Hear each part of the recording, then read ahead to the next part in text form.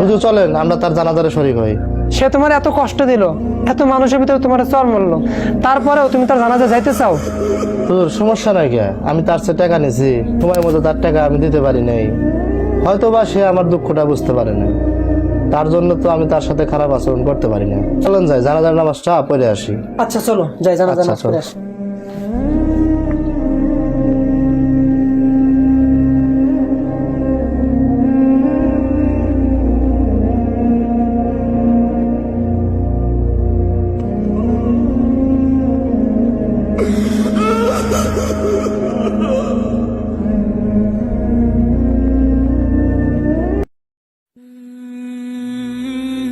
এখনো তোমরা সবাই এভাবে আসাও, এক মাটিদের ব্যবস্থা করে অনেক জানাজার পরে মানুষ দেরি করতে হবে না, তাড়াতাড়ি জলদি করে একে মাটিদের ব্যবস্থা করো।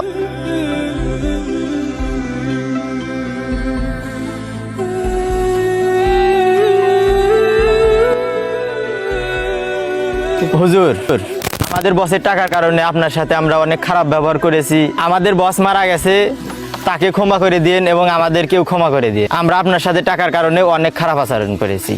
আমি তোমাদের পূর্বাজান না, আমি দোয়া করি তোমাদের বসকে আল্লাহ জান্নাত দিক।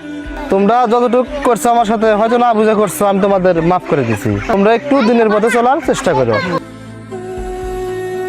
আসলে ভাই দেখেন, দুনিয়া তো থাকার জায়গা না, আমরা দুনিয়াতে আসছি সবারই চলে যেতে হবে, কেউ দুনিয়াতে থাকতে পারে না। আপনার বস অনেক টাকার মালিক ছিল, অনেক সম্পদ ছিল, কত অহংকার ছিল তার ভিতরে, এমনকি সে আছে না, সে এখন নাই আমাদের মাঝে। হ্যাঁ, ঠিক ওইরকম ভাবে তোমারও আমরা চলে যেতে হবে। এই তার এত সম্পদ কিছু কিন্তু সাথে নিয়ে যেতে পারেনি কেন, ঠিক ওইভাবে আমরাও যখন যাবো এই সবকিছু ছাইরা খালি হাতে চলে যেতে হবে। এই জন্য আমরা দুনিয়ার ভিতরে টাকা পয়সার জন্য তার সাথে কখনো খারাপ আচরণ করবো না। আল্লাহ আমাদের কবুল করুক।